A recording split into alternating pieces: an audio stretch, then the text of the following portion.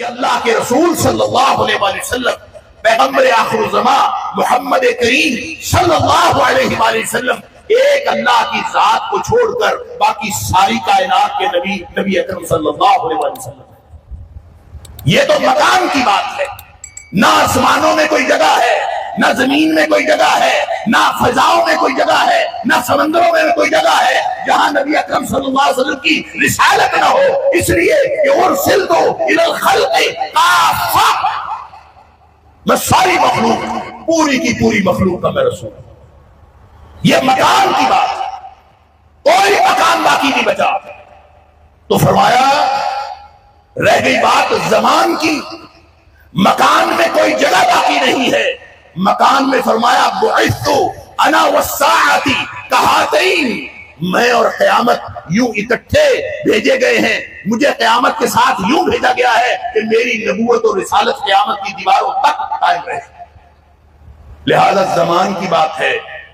تو قیامت تک ہے، مکان کی بات ہے تو مخلوق ساری اس میں شامل ہے، کسی جھوٹے نبی کی، کسی جھوٹے دعوے دار کی، کسی کاذب کی، کسی دجال کی، کسی فرعون کی، کسی جھوٹے کی، چاہے وہ بر صغیر کا ہو، چاہے وہ پرانا ہو، چاہے وہ کوئی نیا ہو، چاہے مسلمہ کذاب ہو، چاہے آج کا مسلمہ کذاب ہو، کسی کی کوئی نہ جگہ بنتی ہے، نہ کوئی مکان بنتا ہے، نہ کوئی زمان بنتا ہے۔ کوئی جگہ خالی ہوگی تو اس میں کوئی جھوٹا آئے گا۔ بات کر رہا ہوں تو توجہ سے سن لیجیے،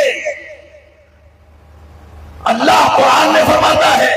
جتنی ہستیاں آتی تھیں، جتنے نبی آتے تھے، جتنے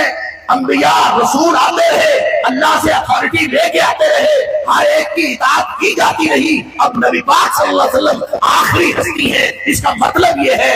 فائنلٹی آف پرافٹ ہوڈ کا، ختم نبوت کا معنی یہ ہے کہ آج کے بعد نبی اکرم صلی اللہ علیہ وسلم کے بعد دنیا کائنات میں کوئی ہستی ایسی نہیں آئے گی جس کا کہا ہوا قانون ہو، جس کی ہاں قانون ہو، جس کی نا قانون ہو، جس کا اشارہ قانون ہو، جس کی خاموشی قانون ہو۔ یہ اتھارٹی تھی تو یہ نبی اکرم صلی اللہ علیہ وسلم کی۔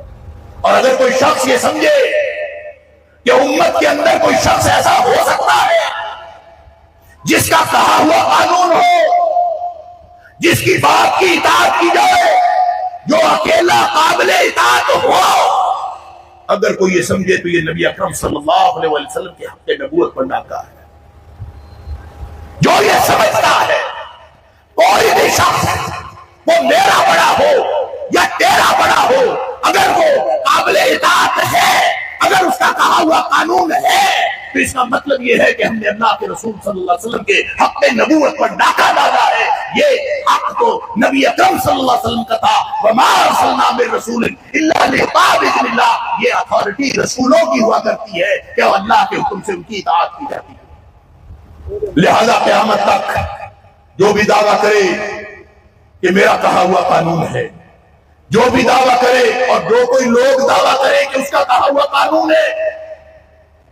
جس کو مانا جائے وہ بھی جھوٹا اور جو ماننے والے ہیں وہ بھی جھوٹے۔